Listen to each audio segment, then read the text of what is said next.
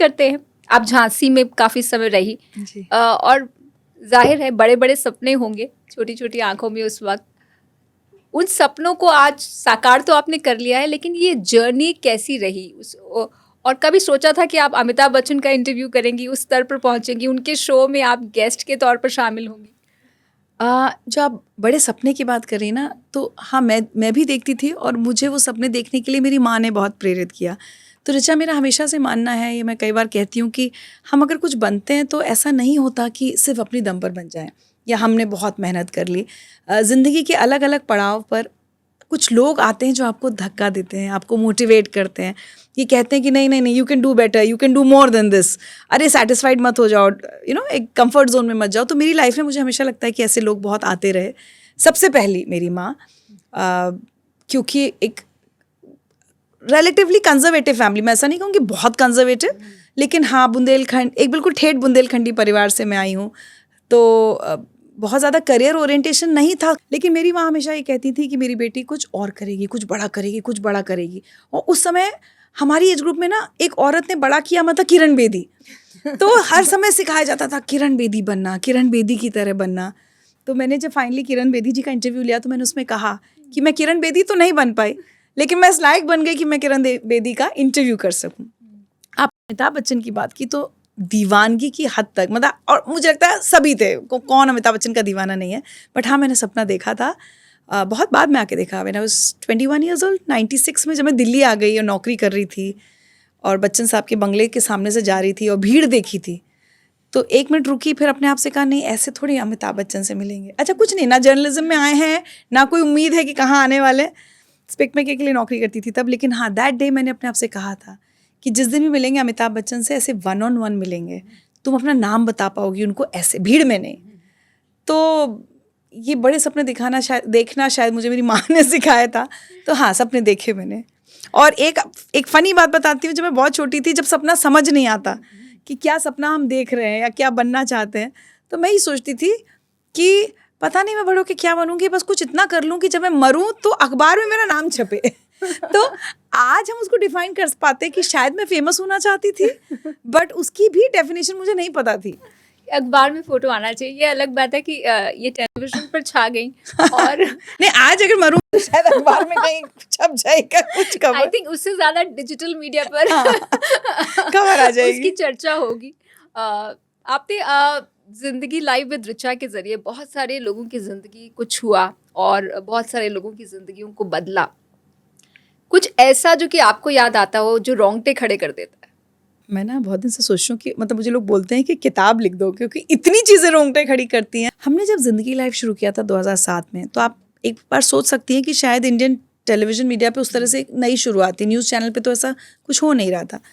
तब हमारे जो सीनियर्स, हमारे बॉस थे संजीव पालीवाल, उन्होंने बहुत अच्छी बात कही थी। उन्होंने कहा, देखो ऋचा, तुम्हारी जिम्मेदारी है कि जो भी गेस्ट तुम्हारे शो पर आ रहा है उसको महसूस होना चाहिए कि वो सेलिब्रिटी है। और हम लोग सेलिब्रिटीज़ का इंटरव्यू बहुत कम करते थे, एक आध एपिसोड। तो आप समझिए ना, हर कहानी ऐसी होती थी जो रोंगटे खड़े कर देती थी। एक दो मैं आपको बता देती हूँ। एक एसिड अटैक सर्वाइवर की कहानी, और वो भी ऐसा एसिड अटैक कि वो न्यूबॉर्न बच्ची अपनी माँ की गोदी में थी और उसके पिता ने माँ पर एसिड फेंका था। तो माँ की तो डेथ हो गई, पिता जेल चले गए। ये शायद 70-80% इसका बर्न हो गई, इसकी बॉडी। तो पहले ये बहुत साल हॉस्पिटल में रही, नर्सेज ने पाला। उसके बाद इसको एक ऑर्फनेज में भेज दिया गया। ऑर्फनेज में ही पढ़ाई लिखाई करी, जैसे भी स्ट्रगल करके नौकरी की होगी। तो उसने कहा, मैम, मुंबई में अगर आप उसमें मेट्रो तो नहीं बोलते, मुंबई की लोकल में जा रहे हैं तो लोग आपको देख के ऐसे घिन से मुंह फेर लेते थे, तो बोली बुरा लगता था। एक दिन ऑफिस पहुंची तो एचआर ने बुला के उससे कहा कि हमें आपको निकालना पड़ेगा, क्योंकि लोग ये कह रहे हैं कि हम ऑलरेडी अपनी बहुत प्रॉब्लम्स लेके ऑफिस आते हैं, उसके बाद इसका चेहरा देखना पड़ता है। She had to lose that job, Richa, because of her appearance. और एक ऐसे, उसने कुछ गलत किया नहीं, कुछ नहीं थी। तो जब उसने इतनी सारी अपनी प्रॉब्लम्स बता दी तो मैंने उससे कहा कि गुस्सा आता होगा, निराशा होती होगी, ये भी लगता होगा वाई मी, मेरे साथ ये क्यों हो रहा है। उसने कहा, नहीं, ये सब सोचूंगी तो आगे कैसे बढ़ूंगी। उसने इतने आराम से बात कही ना रिचा, मेरे रोंगटे, आपने कहा ना रोंगटे खड़े हो जाते हैं। मैंने कहा, हम कितनी छोटी छोटी ज़िंदगी की प्रॉब्लम्स में कंप्लेन करते हैं कि अरे ये नहीं हुआ, वो नहीं हुआ। उसने कहा, मैम, इतनी छोटी चीज़ों पे ध्यान दूंगी तो आगे कैसे बढ़ूंगी लाइफ में, मुझे आगे बढ़ना है। इतना पॉजिटिव अप्रोच उसकी। एक बार एक बहुत साल पहले एक लेडी बाउंसर का इंटरव्यू किया था। अब लेडी बाउंसर की नौकरी रात में शुरू होती है, क्लब्स में जाती हैं वो। उससे भी मैंने पूछा कि भाई आसपास के लोग, जिस मोहल्ले में तुम रहती हो, जिस तबके से वो आई थी, मैंने कहा कैरेक्टर असैसिनेशन होता है? बोली हाँ होता है, लोग बोलते हैं धंधा करने जा रही है। तो मैंने कहा फिर? कहती कोई बात नहीं, लोगों ने मेरे घर में राशन थोड़ी रख देना है। वो पंजाब से आई थी, इतनी शाश्वती, लोगों ने मेरे घर में राशन थोड़ी रख देना है। आज भी ऋचा, बहुत साल हो गए इस इंटरव्यू को, मुझे वो लेडी का नाम भी शायद याद नहीं, मुझे उनका चेहरा याद है, मतलब वो मिल जाएंगी तो मैं पहचान जाऊंगी। बट मुझे अपनी लाइफ का कोई डिसीजन लेना होता है ना, और हम कितना सोचते हैं ना, ये क्या कहेगा, क्या कहेगा, ये रिश्तेदार क्या सोचेगा। हम अगर एक सेकंड के लिए रुक के सोचें कि इनमें से कोई भी मेरे घर में राशन लेके आ रहा है, आप सोचिए ना, आपका आउटलुक चेंज हो जाएगा। और अभी सबसे रिसेंट इस हफ्ते हमने एक जो स्टोरी अपलोड की है, वो तो अगर आप देखेंगी आप रोए बिना रह नहीं सकती। वो प्रतीक्षा तोंडवलकर जी हैं, अभी पुणे में रहती हैं। वो 17 साल की उम्र में उनकी शादी कर दी गई और सिर्फ 7th पास थी वो। 2 साल के अंदर उनका एक बेटा हो गया, 1 साल का बच्चा, और जब बच्चा 1 साल का था तो उनके हस्बैंड की डेथ हो गई। She was only 19 years old. Chawl में रहती थी, सास ने घर से निकाल दिया। तो उनके हस्बैंड चूँकि स्टेट बैंक ऑफ इंडिया में बुक बाइंडर थे, तो बैंक में गई कि मुझे कोई नौकरी मिल सकती है, तो because she was only 7th पास उनको स्वीपर की नौकरी मिली। स्वीपर की नौकरी लगने वाली लेडी इस साल as AGM of the bank retire हुई हैं। और क्या स्टोरी है, मतलब उन्होंने कहा कि मतलब कहाँ सास ने निकाल दिया, माता पिता के पास वापस नहीं जा सकते क्योंकि वो फिलॉसफी की बेटी की शादी कर दी तो बस खत्म है सब कुछ। इतनी परेशानी उस लेडी ने झेली। वो बोली मैं ये नौकरी करती थी, अगर बच्चा एक दिन पार्ले जी मांग ले, उसने बोली मेरा बच्चा बिस्किट मांगता था तो मैं 4-5 दिन तक ना 2 स्टॉप पहले उतर के बस से पैदल जाती थी, फिर 4-5 दिन बाद मैं एक पार्ले जी खरीद पाती थी अपने बेटे के लिए। रात में आती थी तो बोली मैं एक ज्वार की रोटी बनाती थी जिसको बेटा और मैं आधा आधा खाते थे। और वो पढ़ती गई, इंटरनल एग्जाम्स बैंक के देती गई एंड AGM बनी। ये अपने आप में एक बहुत ही इंस्पायरिंग स्ट्रगल है। अगर मैं आपकी स्ट्रगल की बात करूं, जब आपने जी ज्वाइन किया, जब आप अजमेर से यहाँ आई 19 जुलाई 2001 को, तो आपको किस तरह की स्ट्रगल का सामना करना पड़ा? देखिए सच कहूँ, स्ट्रगल हम सबकी ज़िंदगी में मुझे लगता है, लेकिन जब मैं इतने लोगों की कहानियाँ कर लेती हूँ ना, तो फिर मुझे अपना कुछ लगता नहीं। और एक और चीज़ मुझे लगती है, ये मैं बहुत सारे जो सेलिब्रिटीज़ भी हैं, जैसे पंकज त्रिपाठी जी हैं, जिनसे बात करते हैं ना, तो हम यही कहते हैं कि जिस समय उस फेज़ में होते हैं तब वो स्ट्रगल पता नहीं चलता, मतलब उस समय तो हमारी लड़ाई चल रही होती है करना। तो क्या होता था कि मैं चूँकि शादी से पहले 96 में भी दिल्ली में जब थी, स्पिक मेकर के लिए जॉब करती थी, और दूरदर्शन DD नेशनल में मैं थोड़ा सा कॉन्ट्रैक्ट पे वो एक ड्यूटी, महीने में 2 ड्यूटी मिलने वाला काम करती थी। फिर मैं अजमेर चली गई तो भी कभी कभी आके DD नेशनल करती रही। 500 रुपये एक एपिसोड के मिलते थे, अंकुर करती थी मैं, फिर इवनिंग लाइव शो करने लगी। लेकिन जब 2001 में, और मेरी बेटी सिर्फ 7-8 महीने की थी, उसको लेकर आई मैं, आपने सही डेट बताई 19 जुलाई 2001, तो सिर्फ मेरी माँ मेरे साथ खड़ी थी और मेरे हस्बैंड। उन्होंने कहा कोई बात नहीं, मैं तुम्हें पैसे भेजता रहूँगा और कुछ ना कुछ तो हो जाएगा तुम्हारा, ऐसे यू विल डू समथिंग। उस समय क्या होता है, अब मैं इसलिए नाम ले सकती हूँ क्योंकि अब मैं उनके साथ बोल चुकी हूँ। तो मेरा एक फ्रेंड था जिसको मैंने कोविड में खो दिया, ऋचा, अंशुमन पांडे, वो मुझे फ़ोन करके कहता था यहाँ ना इस चैनल में ओपनिंग है, यहाँ ट्राई करो, वो करो। तो NDTV आने की बात हो रही थी तब, और मुझे कहा गया कि पंकज पचौरी जी हैं, उनको तब तो लैंडलाइन पे होता था, तो मैंने उनको कॉल किया और पता नहीं ठीक है ख़राब मूड में रहे होंगे कुछ, उन्होंने मुझे डांट दिया, नहीं अभी हम नहीं देख रहे हैं एंकर्स, ऐसा कुछ वैसा। अच्छा क्या होता है जब आप इमोशनल स्टेट में होते हो ना, इमोशनली वीक स्टेट में, तो आप थोड़े ज़्यादा टची भी हो जाते हो। मैं घर आके बहुत रोई 1 घंटे तक रोती रही। फिर मैं ऐसे खड़ी हुई, मैंने कहा ऋचा, एक दिन इस शहर में कुछ बन के दिखाना है और पंकज पचौरी से मिलना है एक दिन, ये चैलेंज ले लो अपने। तो ऐसे हुआ। एक बार क्या हुआ, एक मैगजीन हिंदी की आती थी, उनके पास मैं गई कि मैं लिख सकती हूँ, क्योंकि मैं अजमेर में भी मैंने 2 साल अखबार में काम किया, दैनिक नवज्योति में। तो उन्होंने मुझे एक आर्टिकल दिया कि इसको आप हिंदी में ट्रांसलेट करके लाए। आई डोंट नो इंग्लिश से हिंदी या हिंदी से इंग्लिश, कुछ तो था, इंग्लिश से हिंदी। मैंने किया, मुझे लगा मैंने ठीक किया। तो उन्होंने ना, एक होता है आप किसी का काम रिजेक्ट कर दीजिए, उसमें कोई बुराई नहीं है, मैं ये नहीं कह रही मैं बहुत अच्छी थी। उन्होंने बहुत गंदी तरह मुझसे कहा, अरे लिखना सीखिए ऋचा जी, लिखना विखना नहीं आता आपको। तो मुझे याद है तब उनका ऑफिस नोएडा में था और मैं उस समय 1 महीने श्रीनिवासपुरी में रहती थी। मैं ना पूरे रास्ते बस में रोते हुए गई, क्योंकि एज आई सेड उस समय हम लोग जब स्ट्रगल कर रहे होते तो लगता है कोई ढंग से बात कर ले, बस पूरे रास्ते रोती रही। और उसके बाद में जब जिंदगी लाइफ की स्क्रिप्ट लिखने लगी ना, और हर कोई कहता था ये आपने लिखा, ओ माय गॉड, जब यही रिएक्शन होते थे, आज भी मुझे वो व्यक्ति याद आते हैं जिन्होंने कहा था लिखना सीखिए पहले। तो मुझे लगता है कि ठीक है, जब लोग इस तरह से डांट देते हैं आपको या आपको थोड़ा सा वो हो सकता है उनका बेइज्जत करने का इंटेंशन ना हो, लेकिन आपको बेइज्जती लगती है, तो वो भी अच्छा है, उसको आप नेगेटिवली ना लें, चैलेंज की तरह लें। उसके बाद हम लोग नोएडा में 1 साल रहे ऋचा, और हाँ, जिस स्टूडियो में हम बैठे इतना मेरा घर था, तो माँ, मैं और मेरी बेटी, और उसी में एक छोटा सा एल शेप ऐसे किचन, ओपन किचन। और वो एक्चुअली वो 1 साल काफ़ी स्ट्रगल का दौर था। हालांकि उस समय फिर मुझे पंडित रविशंकर जी के यहाँ, जो सितार वादक हैं, किसी को पता चला स्पिक मेके में कि इसको नौकरी की ज़रूरत है, और उनके यहाँ एक ऑफिस असिस्टेंट की ज़रूरत थी, तो मुझे वो नौकरी मिली। 1 साल तक मुझे दूरदर्शन में भी वही वो 500 रुपये वाली काम वापस मिलने लगा। और फिर क्या होता है, वर्ड ऑफ माउथ से, जैसे डीडी स्पोर्ट्स पे एक शो किया मैंने, जो छोटे छोटे काम मिलते रहे। काफ़ी स्ट्रगल वाला टाइम था। रविशंकर का आपने जिक्र किया, उन्हें आप गुरुजी कहती हैं। हाँ। और उनके बारे में बहुत किस्से हैं। आई एम श्योर कि आपके पास भी ऐसे बहुत किस्से होंगे, उनके संगीत से जुड़े, उनके व्यवहार से जुड़े, जो कि आज भी याद आते हैं। आज वो हमारे बीच नहीं है, लेकिन कुछ बताइए ऐसा जो उन्हें बिल्कुल अलग बनाते हैं, और जो आपने उनसे सीखा एज ए गुरु। एक किस्सा तो चूंकि बहुत वायरल हो चुका, तो मैं वही रिपीट नहीं करूंगी, लेकिन हाँ, जो उनसे मैंने सीखा था कि आप कितने भी बड़े हो, वो छोटे कलाकारों का भी, जो अपने से छोटे हैं, वो सम्मान बहुत करते थे ऋचा। वो बात बहुत अच्छी थी। मंच पे कोई आर्टिस्ट परफॉर्म कर रहा है तो बेटा उठ के नहीं जाते, इस तरह की चीज़। लेकिन एक चीज़ बताऊँ, एक और जो चीज़ उनसे मैंने सीखी, कि आपका बड़प्पन इस बात में नहीं है कि आप हर समय अपने अपने करियर, मतलब अपने काम के बारे में बात करें। हम लोग जैसे उनके साथ ऑफिस काम करते थे ना, तो उनका ये रूल था कि जब वो यूएस से इंडिया आएंगे और 2-3 महीने जब विंटर मंथ्स वो यहीं रहते थे, तो डाइनिंग टेबल पर हम उनके साथ खाना खाएंगे। तो एक तो वो उस समय की, अच्छा तुमने भिंडी, आपको लगेगा ये पंडित रविशंकर है, मतलब आपको लगेगा सितार की बात करेंगे, लेकिन कभी नहीं, कभी नहीं। He will talk about normal things. तो तुमसे कहेंगे अरे साड़ी कितनी सुंदर पहनी, कौन सी साड़ी, अच्छा थोड़ा इसके बारे में बताओ। इस तरह की आपसे बात करेंगे, आपसे क्रिकेट की बात करेंगे, फिल्मों की बात करेंगे। वो अपना सितार, अपना, कुछ लोग होते हैं ना अपना बैगेज ले, उनके पास बैगेज नहीं था कोई। तो एक बड़ा इंटरेस्टिंग इंसिडेंट ये भी है कि होता है ना, आसपास के कई बार लोग थोड़े भड़काने वाले टाइप होते हैं ना, तो किसी ने उनकी वाइफ से कहा होगा कि ये खाना क्यों, मतलब she is an office assistant, तो इसको तुम गुरुजी के साथ बैठ के क्यों खाना खाना है, ये अपना घर से टिफिन ला सकती है। तो ऐसा करके मुझ तक मैसेज आया कि मुझे थोड़ा बुरा सा लगा, क्योंकि तब तक आदत पड़ गई थी कि गुरुजी के साथ बैठ के खाना खाना है। मैंने कहा कोई बात नहीं। तो आपको ना, एज आई सेड, उस समय बहुत सारी बेइज्जती हो जाती है, आप उस समय झेल लेते हो। तो मैं अपना अलग खाना खाने लगी, थोड़ा बुरा लगता था। सोचो सिर्फ 4-5 दिन हुए होंगे, गुरुजी ने नोटिस कर लिया। तो उन्होंने अपनी वाइफ से पूछा कि ऋचा हमारे साथ खाना क्यों नहीं खा रही है। तो उनकी वाइफ ने कहा होगा कि नहीं, वो टिफ़िन लाती है, वो बाहर ऑफिस में बाहर बैठ के खा रही है। You know what Richa, he got angry. तो मैं, हाँ,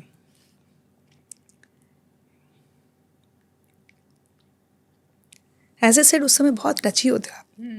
बेइज्जती लगती है कि आपसे कह दिया गया घर से अपना खाना लाना, और मुझे बेइज्जती लगी थी। किसी को भी लगेगी, क्योंकि इंसान चाहे ऊंचे पद पर हो या छोटे पद पर हो, लेकिन उसकी एक अपनी गरिमा है, उसका एक अपना आत्मसम्मान है। हाँ, बट आसपास के लोग आग लगाने होते हैं ना, भड़काने वाले। बिल्कुल। बट उस आदमी का बड़प्पन भी तो देखिए ना, उसने 4 दिन में नोटिस कर लिया। 4 भी नहीं लगा होगा, मुझे लगता है मैं 2-3 दिन अपना टिफिन ले गई। चिनेमा आई, चिनेमा उनकी वाइफ को बोलते हैं हम लोग, छोटी अम्मा। तो चिनेमा आई, बोली गुरुजी इज गेटिंग वेरी एंग्री कि ऋचा हमारे साथ खाना क्यों नहीं खाया। ओ माय गॉड, आज मैंने पहली बार इंसिडेंट शेयर किया, मुझे पता नहीं था ये, सॉरी। जैसे ऋचा के शोज पे अक्सर लोग भावुक हो जाते हैं, लेकिन आज मैं ऋचा को अपनी बात शेयर करते हुए भावुक होते देख रही हूँ। ये उनकी ज़िंदगी का एक ऐसा पहलू है जो बहुत करीब है, और आज वो जब अपने गुरु को याद कर रही हैं, तो आई एम श्योर बहुत सारी चीज़ें उनके जहन में आ रही होंगी। एक्चुअली मैं जो आपसे कह रही हूँ ना, वही होता है, जिस समय हम स्ट्रगल कर रहे होते हैं, हमें बहुत सारी बेइज्जती झेल जानी होती है, क्योंकि हमें तो उस समय काम करना है। अब जब याद आती है वो चीज़, और ये थॉट, ये याद है कि उस समय बहुत ख़राब लगा था सुनना, लेकिन ऐसा थोड़ी कि हम नौकरी छोड़ देंगे, उसलिए नौकरी तो हम करते रहेंगे। उस वक्त मुझे भी याद है, जब मैंने एनडीटीवी ज्वाइन किया था, उससे पहले मुझे एक और ऑफर था एक और बड़े चैनल से, लेकिन वहाँ पर कुछ बात बनी नहीं, क्योंकि जो मैंने चाहा वो नहीं मिल रहा था। तो उन्होंने कहा अच्छा तुमको इतना चाहिए, लेकिन नहीं, I think I deserve this. And then I got an offer in NDTV, and I said कि see, I got what I deserved. तो वो बहुत सारी चीज़ें हुई। एक न्यूज़ चैनल में आके एक बार किसी ने कहा कि just because I was married and I had a daughter, अरे ऋचा तुम्हारे बस का नहीं, तुम जाओ घर में रोटी बनाओ। आई एम वेरी ग्लैड कि आज 22 साल बाद कोई बॉस न्यूज़ चैनल में ऐसा बोल नहीं सकता किसी लड़की को या लेडी को, बट हम लोगों ने सुनी है ये बातें। तो ठीक है, उस समय बातें सुन के इधर से निकालनी पड़ती थी। बट हाँ, मेरे लिए गुरुजी के, मेरे मन में गुरुजी के लिए सम्मान, आप सोचो ना कितना बढ़ गया होगा। तो ऐसी बहुत सारी छोटी छोटी बातें। अब पंडित रविशंकर इंडिया आते हैं, तो दुनिया जहाँ से कॉल्स आते थे उनसे अपॉइंटमेंट के लिए, मतलब एम्बेसडर्स के यहाँ से, बड़े बड़े मंत्रियों के यहाँ से। और पता है मुझसे क्या कहते थे? बेटा मना कर दो। ऐसे बड़े स्वीट से थे ना, बड़े छोटे दुबले पतले से, बेटा मना कर दो, मेरा मिलने का ना किसी से मन नहीं है। बोलते ओके गुरुजी। फिर अचानक आएंगे मेरे पास मेरी बेटी के लिए, तब मेरी बेटी का नाम इशिता था। तुम इशिता को नहीं लाई हमसे मिलवाने? अब आप सोचो कि कहाँ तो ये मंत्रियों को और एम्बेसडर्स को मिलने से मना कर रहे हैं। और मेरी बेटी गाती थी, तब मतलब सीखती थी म्यूजिक, हमको इशिता का सुनना है। उसने तो उनको ये बहुत था कि नई पीढ़ी म्यूजिक सीखती रहे। पंडित रविशंकर के बाद एक और बड़ी हस्ती अमिताभ बच्चन, उनके साथ आपने इंटरव्यूज भी किए हैं, उनके शो में भी आप गेस्ट के तौर पर आई हैं और आप उनकी एक बहुत बड़ी फैन भी हैं। बहुत बड़ी, मतलब फैन मुझे लगता है छोटा वर्ड है। कैसे ये मुमकिन हुआ? And share your experience. ऐसा क्या है जो आपको आज भी दिल में याद है कि अच्छा अमिताभ बच्चन ने ये कहा था? देखिए आप और मैं दोनों मीडिया से हैं, तो सेलिब्रिटी से मिलना हमारे लिए कोई नई बात तो है नहीं। बट हाँ, अमिताभ बच्चन हर किसी को इंटरव्यू नहीं देते। लेकिन मतलब क्या होता है, लेकिन बहुत सारी सेलिब्रिटीज से आप मिलते हैं, अच्छे लगते हैं आपको, लेकिन कई बार मिलने के बाद सॉरी टू से आपका इंप्रेशन एकदम खत्म हो जाता है, क्योंकि आपको रियलाइज होता है कि कैमरा के सामने कोई कुछ और है, कैमरे के बाद पीछे कोई और है। बच्चन सर ये नहीं होने देते। आप बच्चन सर की एक जो छवि लेकर, और ये मैं अकेले नहीं कह रही हूँ, मैं जितने लोगों से बात करती हूँ वो यही कहते हैं कि वो आप अपनी उस छवि को ना, आपके मन में ये नहीं होगा कि आप मिलके निकले ओ हम तो अमिताभ बच्चन को कैसा सोचते थे, this will never happen with you. तो जो मैंने कहा कि 96 में मैंने सोचा था अमिताभ बच्चन से मिलूंगी, वो 2004 में जब जी में आ गई तो पूरा हुआ वो सपना। क्योंकि एक फिल्म अनिल शर्मा बना रहे थे, अब तुम्हारे हवाले वतन साथियों, तो उसमें एक शॉट था जहाँ वहाँ मुझे पंकज पचौरी जी में मिले। जब मैं उनको फाइनली बता पाई कि पंकज जी आप मेरे एक बड़े इंस्पिरेशन है, तो पंकज जी मैं हम लोग एक शॉट है कि माइक लेके ना बच्चन सर के पीछे भाग रहे, तो मुझे यहाँ से ऑफिस से कह के भेजा गया था कि बच्चन सर का इंटरव्यू करके आना। My God, I still remember that evening. वो सोफे पे बैठे थे, बहुत सारी भीड़ लगी थी।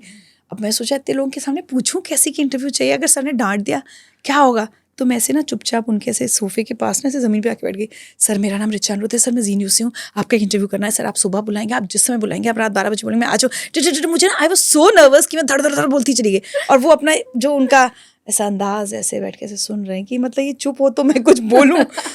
फिर बस ऐसे चुप ऐसे देखते रहे and I am sure he understood कि मैं नर्वस हूँ।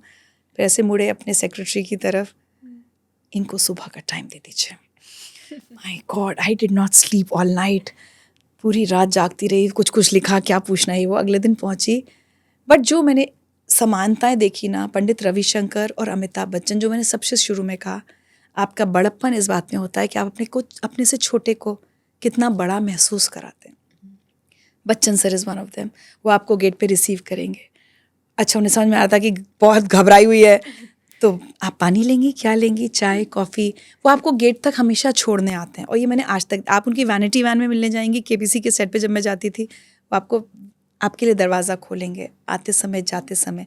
कुछ चीज़ें मुझे लगता है हर आदमी को अमिताभ बच्चन जी से सीखनी चाहिए, दैट जेंटलमैन इन हिम। तो एक वो चीज़ मुझे बहुत अच्छी लगती है हमेशा। केबीसी के शूट्स कई बार बहुत रात 12-1 बजे तक, और मैं देखती थी बच्चन सर कितना थक गए होंगे ना, लेकिन उसके बाद वो एक साइड जो ऑडियंस के लिए है, सबके साथ फ़ोटो खिंचवाना, वो एक चीज़ उनकी देखी मैंने। बहुत सारे कंटेस्टेंट्स के लिए जो वो कहते नहीं हैं, मुझे कंटेस्टेंट्स ने बाद में बताया। जैसे इंदौर से एक कपल आया था जो I think deaf and dumb लोगों के लिए काम करते हैं, तो जो प्राइज़ मनी वो जीत के गए। अभी पिछले साल आई थिंक मुझे मिले, तो उन्होंने कहा कि जब हम केबीसी करके आ गए, उसके कुछ 15-20 दिन बाद बच्चन साहब के ऑफिस से फ़ोन आया कि बच्चन साहब अलग से देना चाहते हैं, हेल्प करना चाहते हैं। और रुचा बहुत कम है कि हम उनकी इस चैरिटी के बारे में हमें नहीं इतना पता चलता। There are a lot of things जो, जैसे एक मैं I think I am taking the liberty to share something which happened off screen, क्योंकि एक कंटेस्टेंट ऐसा आया था दिल्ली से, एक यंग लड़का गया था खेलने, बहुत साल पहले की बात है। उसने कहा था कि तो सर हमेशा पूछते हैं ना आप जीत जाएंगे तो क्या कीजिएगा उस राशि से, तो उसने कहा मैं कार खरीदना चाहता हूँ अपनी बहन के लिए, क्योंकि एक बार बस में बहन के साथ कुछ छेड़खानी हुई थी, तो बहन ने कहा काश भैया हमारे पास कार होती। ये सब बात हुई। कभी कभी वो रोल ओवर कंटेस्टेंट हो जाते हैं कि एक एपिसोड के बाद दूसरे में, तो वो रोल ओवर हुआ। तो जब ब्रेक हुआ तो मुझे बच्चन साहब के टीम ने बताया कि वो कह रहे हैं कि अगर अब रोल ओवर के बाद अगर वो जीत जाता है तो ठीक है, अगर वो नहीं जीतता तो हम उसको कार देंगे। तो ये बातें कभी बाहर नहीं आती।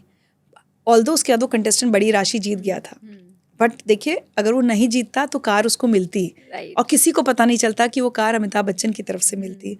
तो ये बहुत सारी चीज़ें, केबीसी के सेट्स पे उनका डिसिप्लिन मैंने देखा है, कैसे वो एक एक इंस्ट्रक्शन वो पहले आते हैं, वो पूरा मुझे, हम लोगों को क्योंकि पता चलता था बच्चन सर आ गए हैं, अब आप रेडी हो जाइए, फिर हम जाके अपनी पोजीशन ले लेते थे तो कहा जाता था बच्चन सर अभी टेलीप्रॉम्प्टर रूम में पीसीआर में है, वो पूरी स्क्रिप्ट एक बार बैठकर पढ़ते हैं।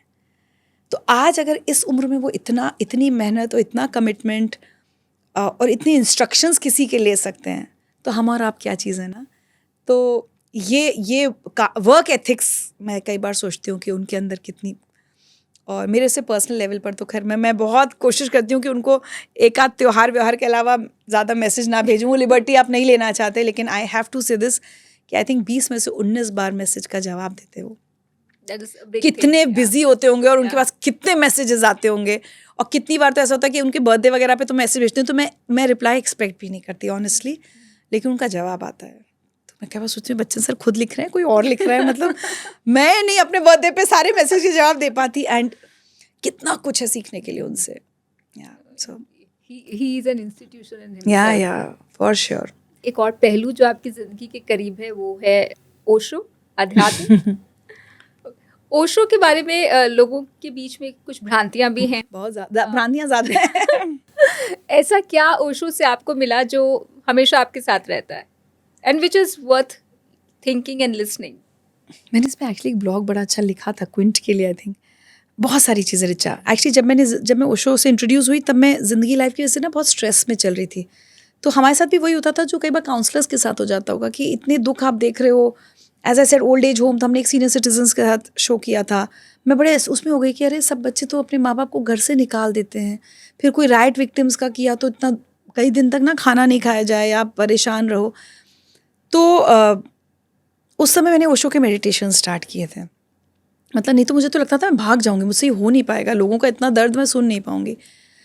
ओशो के साथ ना एक चीज़ है रिचा, अब देखिए लोग उनको सिर्फ सेक्स गुरु और सिर्फ एलीट और प्रिविलेज्ड लोगों के और रिच लोगों का क्लास, लोगों को पता नहीं कि कहाँ कहाँ गांव में मेरी माँ तो कितनी नॉर्मल एक मिडिल क्लास हाउसवाइफ है ना, वो मुझसे पहले तो वो ओशो की भक्त है। और वो कहती हैं कि बहुत गुरुओं को ट्राई करने के बाद, सबको सुनने के बाद, सबके मेडिटेशन के बाद, जहाँ उनकी वो सर्च जो यात्रा रुकी वो ओशो पे रुकी। और आज अगर वो अपने कैंसर के साथ बहुत अच्छे से जी रही हैं तो ओशो की वजह से जी रही हैं। वो जिस दिन अपनी ज़िंदगी की सबसे बड़ी सर्जरी के लिए अंदर जा रही थी ना रिचा, मैं थोड़ा पैनिक कर गई थी। उन्होंने पता है मुझसे क्या कहा? बोली ओशो के साथ रह के, उन्होंने यही कहा, ओशो के साथ रह के इतना समझ आ गया है कि अगर ओटी से बाहर आ गए तो ठीक है, बहुत बढ़िया, थैंक यू, ग्रैटिट्यूड, दूसरा जन्म मिल गया। नहीं तो अगर अंदर हम ओटी से चले गए कोई बात नहीं। ओशो का सबसे बड़ा लेसन है मैं मृत्यु सिखाता हूँ, किसी को नहीं पता।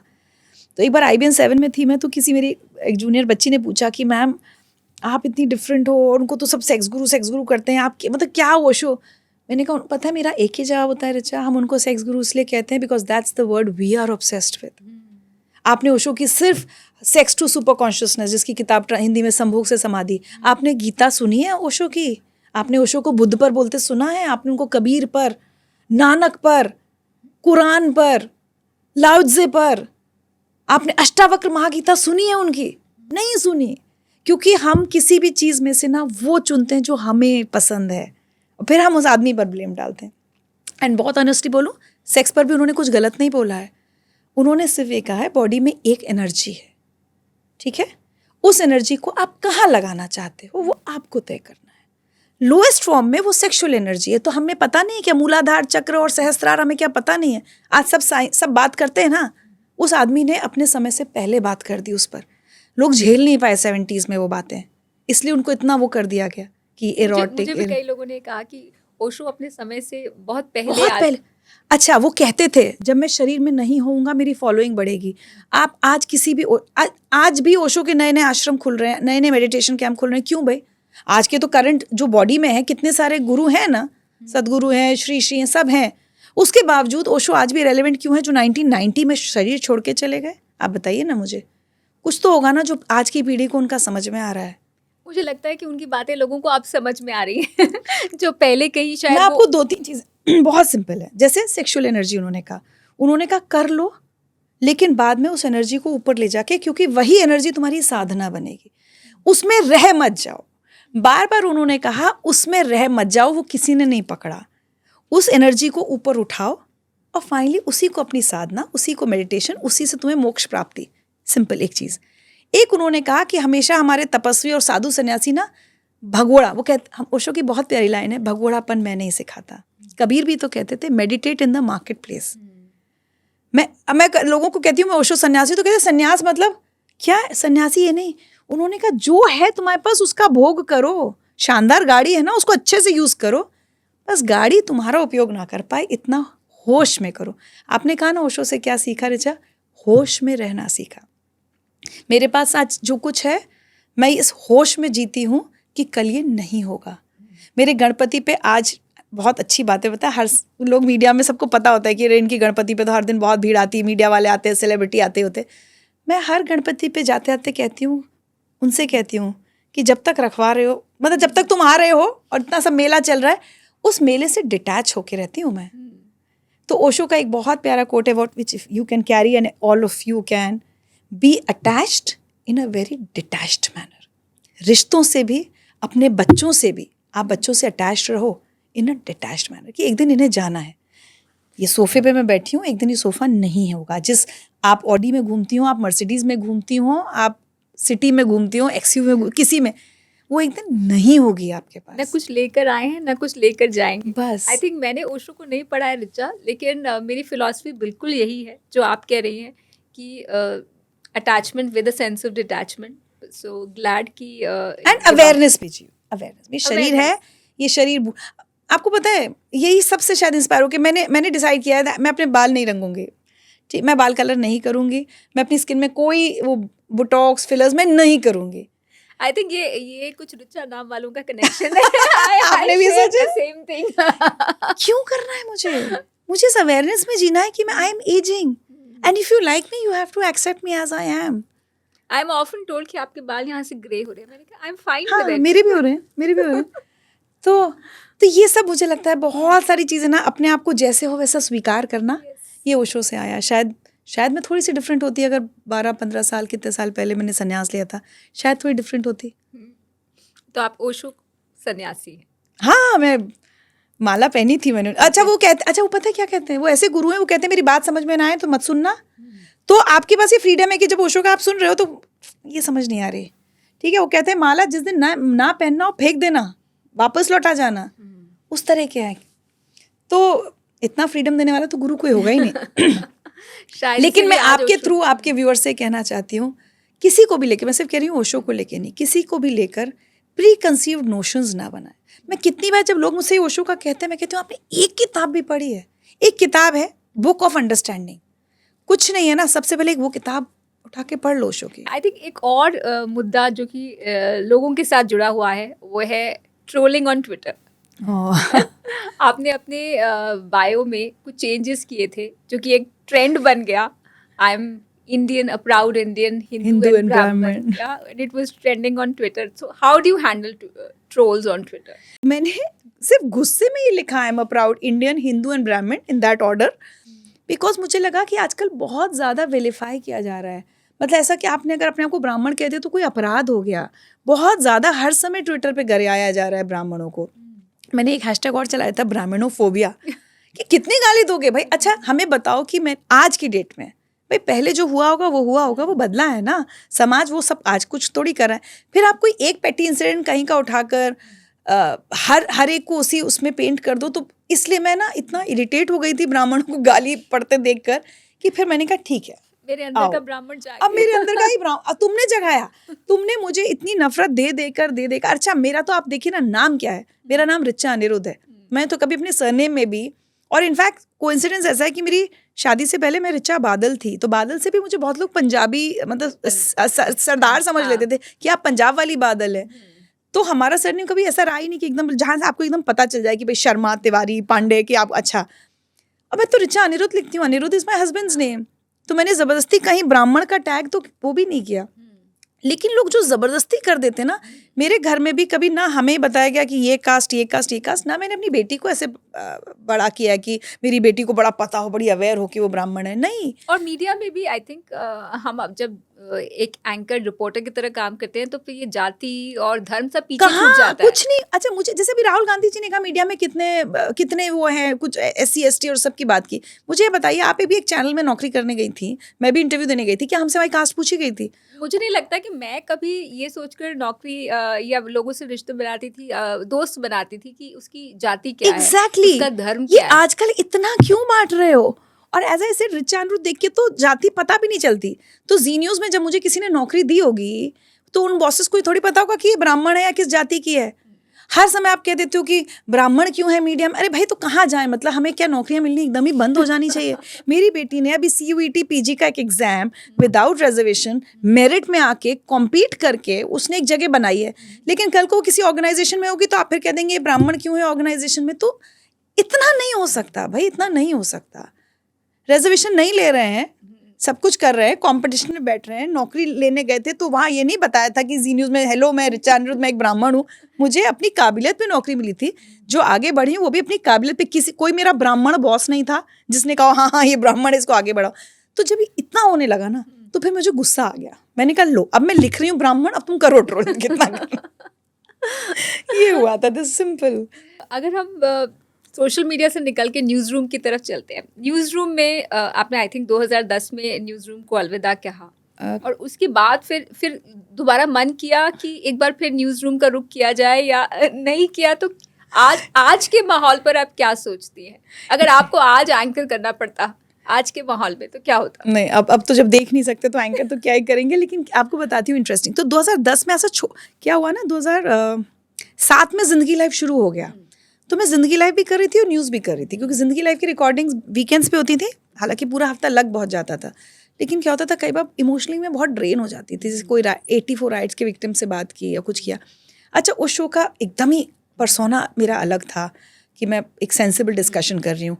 वो करके आप अगले दिन बुलेटिन पढ़ रही हैं प्रिंस गड्ढे में गिर गया और फिर स्वर्ग की सीढ़ी और फिर आरुषि मर्डर केस। तो मुझे ना फिर कहीं ना कहीं एक वो मुझे ऐसा लगा मेरी स्प्लिट पर्सनैलिटी ना हो जाए कि मैं शो तो बहुत सेंसिबल कर रही हूँ और उस समय न्यूज़ बहुत सॉरी टू से बट बहुत नॉनसेंस शुरू हो गई थी। क्या हो रहा था, ये सब तो हो रहा था, तालिबान, आसमान में उड़न तश्तरी दिखी और बस यही तो हो रहा था, सांप बिच्छू बाबा, है ना।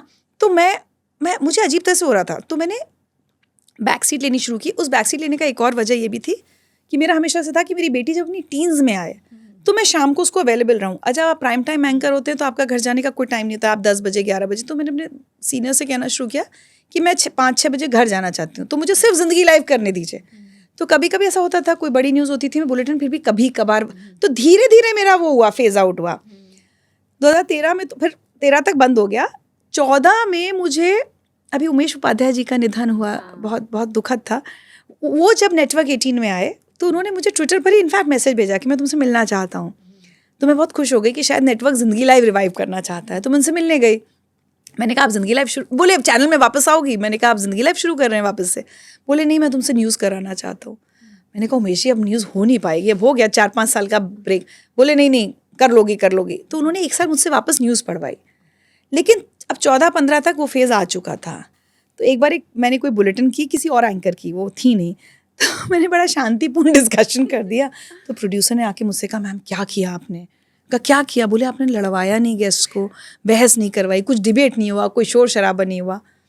तो उस दिन रिचा मुझे एक्चुअली एक रियलाइजेशन हुआ कि I think this is not a very good idea to try and come back. मतलब उमेश जी ले गए थे मुझे वापस, मैं गई अपनी मर्जी से नहीं थी। बट फिर जब 1 साल बाद कॉन्ट्रैक्ट रिन्यूअल का टाइम होता है ना, तो मैंने उमेश जी से कहा Umesh ji I don't think I want to continue. फिर मैंने कुछ ऐसे ही बोल दिया, मेरी बेटी का 10th बोर्ड है टाइप, कुछ बहाना बनाना था। तो बट हाँ, within me I knew I don't want to do this any more. Not that कि मेरे पास कुछ काम था या कुछ था, बट हाँ मैं रेडियो जॉकी तब तक बन चुकी थी। तो मैंने कहा वो ठीक है। और आपने ट्रांजिशन टेलीविजन से रेडियो में किया, विच इज ऑपोजिट। लोग ज़्यादातर रेडियो से टेलीविजन में आते हैं। वो भी बहुत कोइंसिडेंस था। 13 जब मैंने IBN छोड़ दिया उसके बाद मैं क्या कर रही थी मुझे ये भी पता। हाँ, जिंदगी लाइव रिटर्न्स आया ETV पे 1 साल, तो मैं फ्रीलांस अपना, तो उन्होंने कॉन्टैक्ट किया। तो 1 सीज़न जिंदगी लाइव का मैंने ETV के लिए बनाया। चांस की बात है, मेरे पास अपने आप ही बिग एफएम से कॉल आया कि हम एक नया ब्रेकफास्ट शो लॉन्च करना चाहते हैं जिसमें हमें थोड़ा सा, सिर्फ वो आरजे वाला नहीं, वो चाहिए, एक फील चाहिए, एक जर्नलिस्टिक, जैसे मुंबई में मलिश्का करती हैं कि सड़क पे गड्ढे हैं या डेंगू फैल रहा है तो सरकार ने क्या किया, दवाइयों का क्या, उस तो सामाजिक सिटी, बेसिकली सिटी स्पेसिफिक।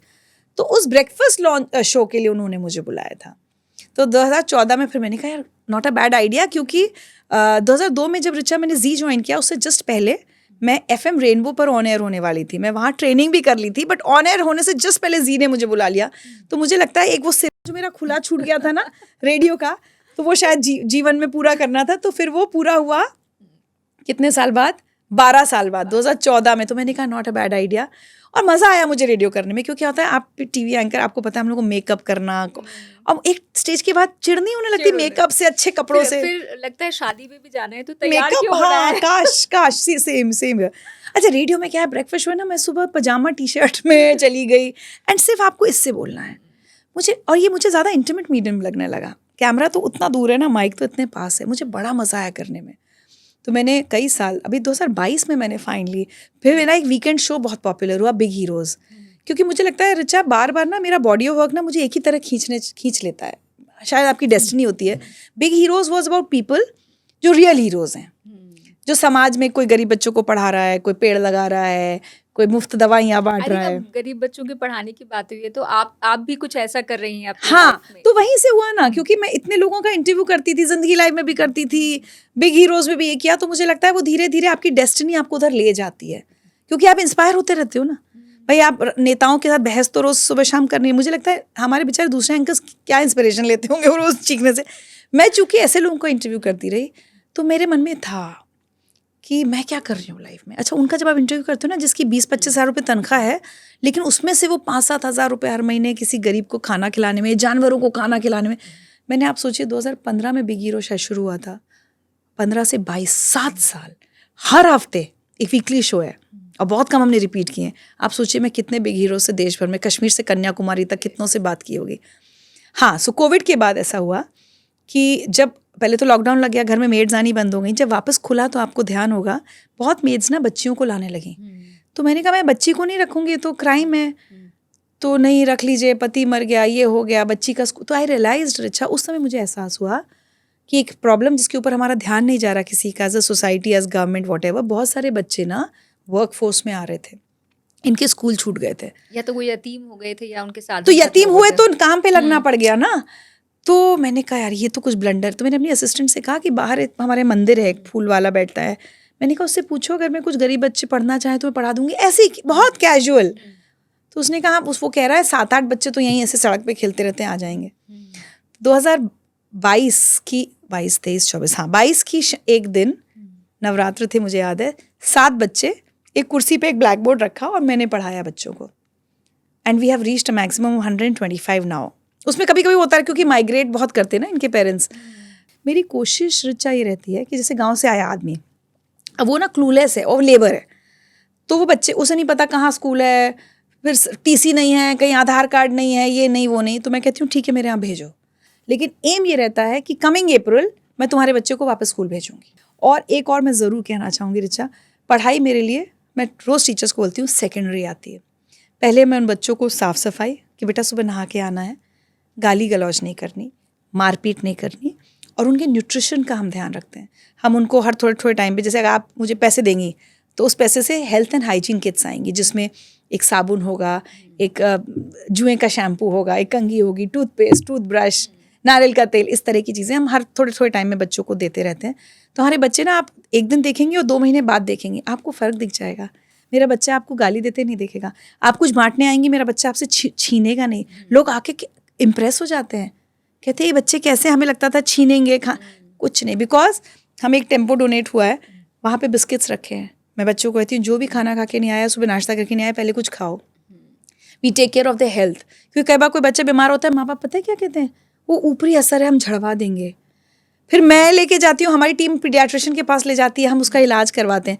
तो इतने बड़े पैकेज में मुझे लगता है एजुकेशन तो सबसे, एकेडमिक्स में तो बस सबसे पीछे आती है चीज़, फिर हम उन बच्चों को स्कूल भेजते हैं जो अफोर्ड नहीं कर सकते, लेकिन जो जिन बच्चों के पेरेंट्स सब कुछ अफोर्ड कर सकते हैं, उन्हें कुछ कहना चाहेंगी पेरेंटिंग के ऊपर? आपकी बेटी अब बड़ी हो गई है और आपने बहुत अच्छे संस्कार उसे दिए हैं। आजकल की पेरेंटिंग और जिस दिशा में हमारे बच्चे जा रहे हैं, उसे देखकर कुछ ऐसी बात जो आपको लगता है बहुत ज़रूरी है और हर माँ बाप को सोचनी चाहिए? मुझे दो तीन चीज़ों का लगता है रिचा। एक तो भाषा, मैं ना बिकॉज मैं बहुत 18th फ्लोर पे रहती हूँ, तो लिफ्ट में बहुत टाइम बीतता है मेरा आने जाने में। मैं देखती हूँ छोटा सा बच्चा है, माता पिता कभी कहीं छोड़ने जा रहे हैं, कुछ कर रहे हैं, इंग्लिश इंग्लिश इंग्लिश। और मेरा कई बार मुझे ना अंदर से इतनी बेचैनी होती है कि आप हिंदी में अपने बच्चे से बात नहीं कर सकते क्या? मेरी बेटी भी नोएडा के एक बहुत बड़े पब्लिक स्कूल में पढ़ी है, उसने ग्रेजुएशन कनाडा से की है, लेकिन आप जब उससे मिलेंगी तो उसकी भाषा में कोई एक्सेंट नहीं है। मैं उसके स्कूल में जब जाती थी तो दूसरे बच्चों को जब देखती थी तो वो भी इंग्लिश, और इंग्लिश नहीं, एक्सेंट इंग्लिश, मतलब ऐसा लगता था अमेरिका से ही आए हैं। इतना एटीट्यूड और एक्सेंट, तो मुझे बहुत गुस्सा आता था। हमारे घर में आपको पता है throughout my daughter's childhood ये रूल रहा कि इंग्लिश में बात नहीं होगी। अभी मेरी भतीजी मेरे साथ ही रहती है, वो 16 साल की है। वो अगर पूरा 2-4 सेंटेंस लगातार इंग्लिश बोलती है तो मैं कहती हूँ हो गया, अब हिंदी पर आ जाओ। तो मुझे लगता है कि मुझे ये बात बहुत बुरी लगती है जब पेरेंट्स कहते हैं हमारे बच्चे को, या बच्चा कहता है मुझे हिंदी नहीं आती। आपकी मातृभाषा वाली बात अलग है कि लेकिन आजकल बच्चों को वो भी नहीं, ऐसा नहीं कि बंगाली बच्चों को बंगाली आ रही हो या मराठी बच्चों को मराठी आती। मैं कहती हूँ वो भी आनी चाहिए। देख, वो गलती पेरेंट्स की वो है पेरेंट्स कि की वो है। अपने बच्चों को सिखाना नहीं चाहते। मैं किसी भी चीज़ में आपको बताऊं बच्चों को ब्लेम नहीं करती। ब्लेम पूरा हमारा और आपका है। हम नहीं सिखा रहे, हम अपने संस्कार देना नहीं चाहते। हमने अपनी भाषा पे शर्म करना सीख लिया है कि एवरीथिंग दैट इज़ वेस्टर्न, चाहे उनकी भाषा English, everything that is good. दूसरा, छोटे छोटे बच्चों के हाथ में फ़ोन और आंखों पे तो चश्मा लग गया है सबके। और मैंने एक वीडियो बनाया था, हम लोग एक रेस्टोरेंट में गए थे, मैं और मेरी बेटी। तो मेरी बेटी ने इस बात पे गौर किया। तो क्या हुआ, जैसे बड़े लोग सब एक बड़ी टेबल पे 5-6 कपल्स होंगे और 2 बच्चे मेड्स के साथ एक टेबल पे हैं, और दोनों बच्चे 7-8 साल के, दोनों अपने अपने आईपैड पे गेम खेल रहे हैं। तो मेरी बेटी ने कहा मम्मा ये बच्चे बड़े होकर इनकी सोशलाइजिंग स्किल्स क्या होंगी? हम कहीं जाते थे तो नमस्ते अंकल, नमस्ते आंटी, फिर मैं आज भी अपने वो अंकल आंटी सब याद हैं, हम उनसे बात करते थे। ये बच्चे तो आपस में बात नहीं कर रहे। जब इनकी भागने दौड़ने कूदने की डांट खाने की उम्र है, ये शरीफों की तरह बैठ के अपने वीडियो गेम देख रहे हैं। उनकी नैनीज उनको चम्मच से खाना खिला रही है। मतलब बच्चा हाथ से निवाला भी मुंह में नहीं डाल रहा है, आप उनको हैंडीकैप बना रहे हो। मैं कभी कभी जब गुस्सा होती हूँ ना, आज आप मेरी आवाज़ जो देख रहे हैं ना, मैं अभी 2 दिन पहले अपनी सोसाइटी के प्रिविलेज्ड बच्चों के पर चीखी हूँ रिचा, क्योंकि वो लोग इंग्लिश में आपस में खड़े होकर गालियाँ दे रहे थे विदाउट इवन नोटिसिंग कि बगल में एक आंटी बैठी हैं, बगल में कोई सीनियर सिटीजन आंटियाँ वॉक कर रही हैं। बच्चों ने, हम लोग मोहल्ले में पले बड़े बच्चे हैं जो अपने माँ से भी उतना ही डरते थे जितना पड़ोस की आंटी से डरते थे, क्योंकि वो माँ को बता देंगी। माँ, अरे नहीं, वो आंटी भी हमें डांटने का अधिकार रखती थी। वो आंटी हमसे कहती थी खेल रहे हो चुप चाहिए, चलो ये मटर छीलो। मैंने एक बार ये ब्लॉग लिखा था पूरा कि विंटर्स में हम दूसरी आंटियों की भी काम मटर छील रहे हैं। कोई आंटी कहती थी अच्छा मेरी 2 सिलाई बुन दो। कितना प्यारा, कितना अच्छा वो माहौल होता था। होता था ना, हक से बोलते, हक से। मजाल थी कि आप पड़ोस की आंटी के सामने बदतमीजी कर जाएं, वो आपको थप्पड़ मार देगी और आपकी माँ आपको बचाने भी नहीं आएगी। आजकल फ्लैट सिस्टम हो गया है, कोई नहीं जानता बगल में क्या रह रहा है। मेरी बच्चियों को अगर गार्ड नमस्ते करेगा तो मेरी बच्चियां पलट के नमस्ते का जवाब देंगी। और गार्ड्स मुझे बताते हैं कि मैम ज़रा से बच्चे आके कहते हैं निकलवा दूंगा, मेरे पापा मेंटेनेंस देते हैं सोसाइटी के। क्या सिखा रहे हो आप अपने बच्चों के? एक छोटा सा इंसिडेंट और बता दूं, मुझे पता नहीं ड्यूरेशन का क्या है आपके यहाँ, लेकिन this needs to be told. हम जो संस्कार, हम आज क्यों कह रहे हैं कि ओल्ड एज होम्स बढ़ गए हैं और बच्चे माता पिता की इज्जत नहीं कर रहे, आपने क्या सिखाया उनको? एक बार मैं और मेरी माँ एक ऐसे मंदिर में, मुझे अभी याद है, मैं सोसाइटी के सामने जो मंदिर है ना, तो वो रावण दहन था उस दिन, तो हम लोग जा रहे थे, एक कुर्सी खाली पड़ी थी, तो मैंने अपनी माँ से कहा आप उस कुर्सी पे बैठ जाना। ये कुछ साल पुरानी बात है। तो उस दूसरी कुर्सी पे जो लेडी बैठी थी उसने अचानक कुर्सी खींच के अपने 12-13 साल का बच्चा होगा बेटा, अरे मोनू जल्दी से आके इस कुर्सी पे बैठ जा, मतलब कुर्सी घेर लो ताकि वो सीनियर सिटीजन ना बैठ पाए उस पर। मैंने कुछ नहीं कहा, मैंने एक ही बात कही उनसे, मैंने कहा बहुत अच्छी शिक्षा दे रही हैं आप कि एक बुजुर्ग महिला कुर्सी पे ना बैठे, वो 12 साल का बच्चा कुर्सी पे बैठ जाए। मैंने एक ही चीज़ कही, मैंने कहा जिस दिन लड़का लात मार के आपको घर से निकाले ना, उस दिन दुखी मत होइएगा, क्योंकि यही आप उसको सिखा रही हैं। बहुत चिढ़ गई, उसने मुझे उल्टा सीधा बोला, कुर्सी फेंक दी हमारे ऊपर ऐसे कि हाँ ले लो। बट क्या ये सही नहीं है रिचा? मैं कितने इवेंट्स में एज चीफ गेस्ट गई हूँ, तो कभी होता है ना बच्चा साथ में लटक लेता है कि आप चीफ गेस्ट जा रही हूँ, मैं भी जा रही हूँ। मैंने अपनी बेटी को कुर्सी से उठाया है कि किसी बुजुर्ग, उनको सीट दो, वो बैठेंगे, तुम यहाँ नीचे बैठ जाओ। तो हम सिखा नहीं रहे हैं और फिर हम कह रहे हैं कि बच्चे ने हमें ओल्ड एज होम में भेज दिया, तो आपकी गलती है। आई थिंक जो मेरा नेक्स्ट सवाल है वो भी शायद आपकी इसी अंडरस्टैंडिंग से जुड़ा हुआ होगा। न्यूज़ के बाद आपने एक स्टार्टअप में भी हाथ आजमाया और शायद वो उसमें आपको सक्सेस नहीं मिली। कैसे उस फेलियर को झेला? और ये मैं इसलिए पूछ रही हूँ क्योंकि फेलियर तो सबकी ज़िंदगी में आते हैं ना कभी। तो कैसे उससे डील किया जाए? आई थिंक ये दर्शक जानना चाहेंगे। वो मतलब आपको ये बात पता है, शायद एक आध जगह मैंने कहीं बोली बट मैं कम बात, वो मेरे लिए बहुत जीवन का बहुत बड़ा झटका था। एक स्टार्टअप में हुआ, फिर जो आपके साथ के लोग थे उनके साथ आपका एक बुरा एक्सपीरियंस हुआ, फिर आप जाके इन्वेस्टर से कह देते हैं नहीं आपने जो पैसे दिए थे जबकि उसमें से एक पैसा भी आपने लिया लेकिन मैं चुकाऊंगी। और एक टाइम था 2017 में, अचानक मेरे ऊपर 30 लाख रुपए का कर्जा चढ़ गया। और अगर आपने जीवन में कभी बेईमानी की कमाई नहीं की हो तो आपके लिए 30 लाख बहुत बड़ा अमाउंट होता है। अब जाके उसका थोड़ा सा एक सोल्यूशन निकल आया है। The investor has been kind enough to understand कि ठीक है। लेकिन मुझे एक चीज़ जो बहुत बड़ा लेसन मिला ना रिचा, मैंने एक ऐसे काम में हाथ डाल दिया था जहाँ मैं पूरी तरह से ना उन लोगों पर निर्भर हो गई थी, मेरी एक्सपर्टीज़ नहीं थी। आप समझ रहे हो? उसके बाद जब मैंने ज़िंदगी लाइव कंसल्टेंट्स करके कंपनी खोली जिसमें मैं ज़िंदगी विद रिचा बनाती हूँ, तो मुझे फ़र्क समझ में आया। ज़िंदगी विद रिचा में कोई मुझे बेवकूफ़ नहीं बना सकता, क्योंकि वो मुझे पता है कैमरा, फ्रेम, माइक है ना, तो ये आपका डोमेन, ये मेरा डोमेन है। तो इसमें मुझे कौन बेवकूफ़ बनाएगा और कितना बेवकूफ़ बनाएगा? मैं अपने शोज़ के लिए जाती हूँ, मैं कहीं इंटरव्यू देने जाती हूँ तो अच्छा देखती हूँ, अच्छा लॉन्ग शॉट पे ये है। तो मैं हमेशा लोगों, मतलब मुझे ऐसा लगता है वो मेरी बहुत बड़ी गलती थी कि सिर्फ दूसरे लोगों पर भरोसा करके कि ये चला लेंगे, और मैं उस प्रोजेक्ट का फेस बन गई जिसके नाम पर इन्वेस्टर से पैसा उठा लिया गया, और उसके बाद I had a bad experience with everyone around me.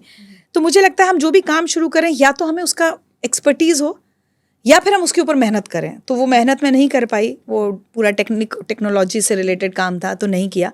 तो मुझे एक बहुत बड़ी सीख ये समझ में आई कि उस काम में हाथ डालें जिसकी आपको समझ हो, जिसका काम उसी को साझे। तो अब मैं बहुत खुश हूँ। मेरा छोटा सा प्रोडक्शन हाउस है, ज़िंदगी विद रिचा बनाती हूँ। कभी कभार कुछ और काम आ जाता है तो वो भी करती हूँ।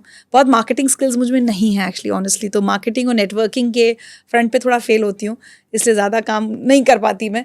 But I think I am happy doing what I am doing. तो ये एक बहुत बड़ी लर्निंग मेरे लाइफ में रही, मैं सबसे कहूँगी। कुछ हैप्पीनेस के मंत्र एक मेरा हैशटैग है स्माइल नो मैटर व्हाट, क्योंकि मुझे लगता है कि बहुत बड़ी परेशानियों में भी मुस्कुराते रहना चाहिए, वो एक बहुत बड़ी बात है। और हमारे घर में ना ये चीज़ मैंने जेनेटिकली ली है। मैं अपने घर के बड़े बुजुर्गों को देखती हूँ, जैसे अब सब बुजुर्ग हैं, बूढ़े हो रहे हैं, कोई प्रॉब्लम हो रही है। मैंने अभी रिसेंटली, मेरी ताई जी बीमार पड़ी हैं तो हम लोग देखने गए, मेरे ताऊ जी ने इतनी प्यारी बात कही, बोले मीठे के साथ नमकीन भी थोड़ा होना चाहिए, बहुत मिठास भी अखरने लगती है। तो मतलब वो जो तबीयत खराब फेज़ आया ना, और मैं रास्ते में सोच रही हूँ यार कितनी अच्छी बात है ना, मिठाई हमेशा मिठाई थोड़ी अच्छी लगेगी, डायबिटीज़ हो जाएगी, बोले नमकीन भी तो होना चाहिए। तो हमारे घर में हमेशा ना जो होगा अच्छा होगा, जो होगा अच्छा होगा, सब ठीक हो जाएगा। तो मैंने अपने पेरेंट्स को यही कहते सुना हमेशा, जो होगा अच्छा होगा, सब ठीक हो जाएगा। सब पता नहीं वो एक मंत्रा बन गया है, ऑल इज़ वेल। फिर राजू की जब फिल्म है तो मुझे लगा हम तो बचपन से यही देख रहे हैं। एक मुझे लगता है रिचा, जो मैंने अब इम्प्लीमेंट करना शुरू किया जब ज़िंदगी की भागदौड़ थोड़ी सेटल हुई है, बचपन के कोई भी जो पैशन हो वो छूट जाता है नौकरी में, फिर अपने बच्चे हो जाते हैं। तो मैं बचपन में पेंटिंग बनाया करती थी और मैं गाती थी क्योंकि म्यूज़िक सीखती थी, ये दोनों छूट गए थे। कोविड में मैंने कोविड के बाद दोनों रिवाइव किए हैं। पेंटिंग शुरू की तो बड़ा इतना डिस्ट्रेसिंग होता है ना, और मैं कहीं किसी को ट्यूटोरियल को फॉलो नहीं करती, मैं एक फ़ोटो इंटरनेट पे देखती हूँ, अपने हिसाब से उसको कुछ कर देती हूँ। Not that I paint very well, but करती हूँ, वो मेरा निकलता है उसमें भाव। और दूसरा, मैंने वापस से गाना सीखना शुरू किया, क्लासिकल, क्योंकि म्यूज़िक से मेरा हमेशा जुड़ाव रहा। स्पिक में की हमने बात करी ली पंडित रविशंकर की, तो क्लासिकल म्यूजिक के लिए मेरा बहुत कमिटमेंट है आज भी। Passion gives you happiness. हाँ, and there's a message to everybody it releases your stress also, कि अगर आप किसी चीज को लेकर पैशनेट हैं तो उसके लिए समय निकालिए। और मेरा एक और थोड़ा सा रहता है कि जैसे हम कॉर्पोरेट इवेंट करने जाते हैं, आप भी जाती हैं एज एंकर्स, तो हमारी एक फीस होती है।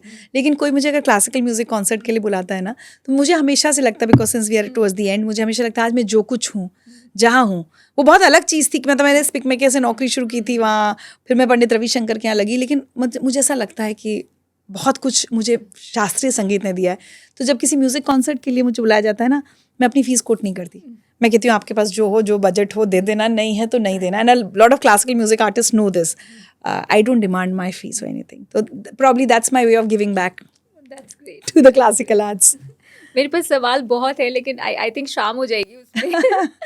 It has been wonderful talking to you Richa, and so many interesting things have come up. I'm sure the audience will love this. बहुत मज़ा आएगा उनको ये पॉडकास्ट देखकर और बहुत कुछ सीखने को मिलेगा क्योंकि आपकी जर्नी बहुत प्रेरणादायक, बहुत इंस्पायरिंग रही है और बहुत कुछ है जो कि आज की जनरेशन के लिए बहुत रेलेवेंट है. Thank I you hope so सो कोई much. कुछ सीख पाए तो अच्छा है. I feel best. Thank you so much Thank for you. coming to this podcast and for being with us on One to One with Richa. Thank you for having me.